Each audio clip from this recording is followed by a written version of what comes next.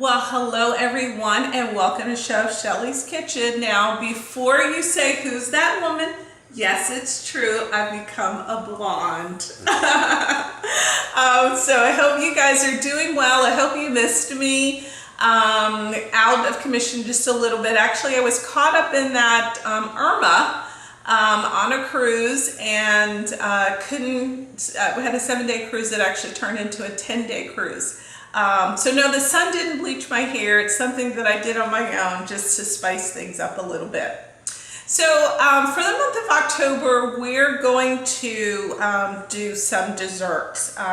Actually, I'll first do what we're going to work on today, which is an Oreo cheesecake. And it's very simple. Remember, my mantra is delicious, healthy, and simple. So I'm always going to be looking for the healthy version of something, be it reduction in sugar or fat, calories in some way. So this is really kind of, it starts with a box. And I'm actually using the Jell-O no bake. Now, some of you may say, that's not real cheesecake. Well, if you have all day to cook it and bake it and all that, great for you. This is kind of like a little simple treat that I make, and it's always a hot success, okay? So what we're gonna do, there are quite a few little modifications that I will be making to this. First of all, this comes with a graham cracker mixture. I like using Oreo, so this is going to be a Oreo cheesecake. And so what you can find, Oreo actually has a crust that you can find already prepared, and that's what we're going to use as our foundation instead of the graham cracker crust. The other thing is I have 5 Oreo cookies, and so we're going to crush these and then put these on top of the cheesecake once it's all prepared, okay? So the first thing we do, and again, like I said, this is super easy. It only requires 2 ingredients to make the filling. Everything's already in the package. So it comes, it's like step 2, the filling mix, and all you're gonna do is pour that in your mixture. Now, timing on this is pretty important because there is a texture that you're after. So if you're kind of not good with knowing if something is right or not, if you follow the timing, you're going to be perfectly fine. So what I'm going to do is, in my mixer, I'm going to mix it on low for 30 seconds. And then I'm going to then switch it to high, and I'm going to run that for 3 minutes. Now, I'm going to cut, obviously, I'm not going to run the whole thing 3 minutes. Well, we'll see. Actually, I may do that so I can crush up the cookies. So we'll look at that, and I'll ask my husband to do the timing for us. So make sure everything is kind of where it needs to be. And then what you're going to do is, this is where, here again, you know, I use my little twist. This is actually 1% milk. It's actually, you know, saying, you know, regular milk, but I use 1%, or you can use non-fat, and it's going to taste completely the same. Okay, so you pour that in. So I'm going to time it now for 30 seconds. I'm going to do it on low for 30, so let's go in and do that. Just have that going. And once my 30 seconds are up, then I'm going to stop talking. And I'm going to put it on high for 3 minutes, and then I'm going to start crushing my Oreo cookies. Again, I have 5 Oreo cookies, okay? So I've got my handy dandy timer going in the background, so I'll know when 30 seconds is up.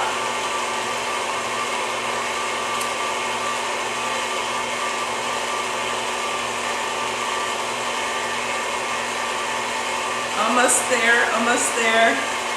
Okay, all right, 30 seconds. All right, so obviously it's not ready. Now, it's going to get loud, okay? But what I'm gonna do is, I'm gonna just go in and let it run 3 minutes, and then I'm going to, better still, let's not do that. I'm gonna let it run for 3 minutes. We'll come back, and then I'll have this crushed for you, okay? So let's put it on pause and come right back after 3 minutes, okay?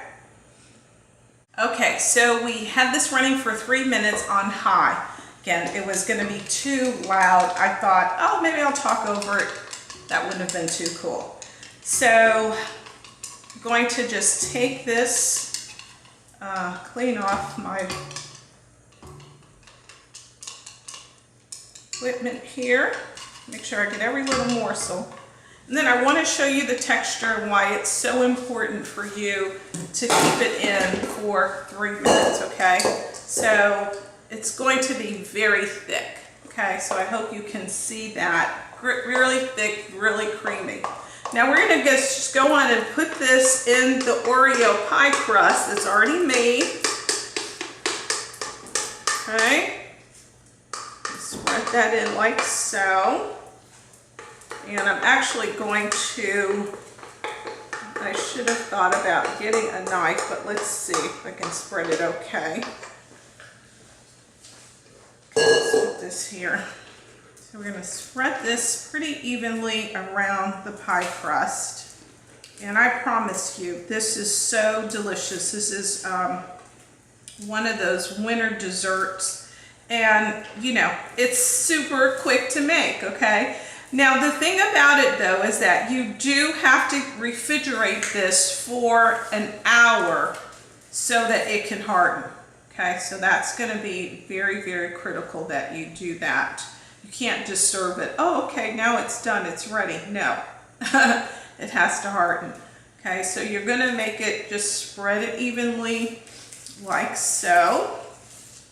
And the thing I also like about this Oreo cheesecake, this Oreo crust, is that you can convert the top to a nice little lid. You know, I just wash it and then convert it to the top. Let me just rinse my hands a little bit here. So pardon me. And now what we're going to do, and basically this is how it's looking. Okay, you can see pretty solid. While this was mixing, again, I crushed 5 Oreo cookies. Just take whatever you can, just crush it. And then what I'm going to do is I'm going to just take this and I'm going to just sprinkle it over the top, like so. Again, you can use more, you can use less. 5 cookies is plenty. I mean, you can maybe even do 2 if you want, or 3, however you like it. You know, I always tell you customize, make it your own. And so it's got a nice Oreo topping. And what we're going to do is I'm going to go on and let this sit for an hour. And then we're going to come back and then I'll show you how it is when it's sliced. And then we're going to actually serve it with strawberries and blueberries. So once again, you've got this nice treat. So this is what I was talking about, the lid. It usually comes turned the other way in the pie crust. So I wash it and flip it, and then I just put this right on top of my pie, my cheesecake, my Oreo cheesecake. I just press it down like so. And then, like I said, we're going to put this in the refrigerator for an hour, and then we're going to come back and I'm going to let you see kind of what it looks like, okay? So there you have it. We're going to put it in the refrigerator, and I'm telling you, this is an absolutely wonderful dessert. So we'll be right back. Okay, everyone, the cheesecake, Oreo cheesecake has done its time in the refrigerator. Actually, as I mentioned, keep it in the refrigerator at least an hour so that it can harden. So I've already cut a slice for us to try, and you can see again really nice texture and thickness. I think again serving it with some fruit, particularly strawberries or blueberries, are just wonderful. So let's go on and have a try. Again, it's got the Oreo crust, and I like to have mine with strawberries, so let's take a taste.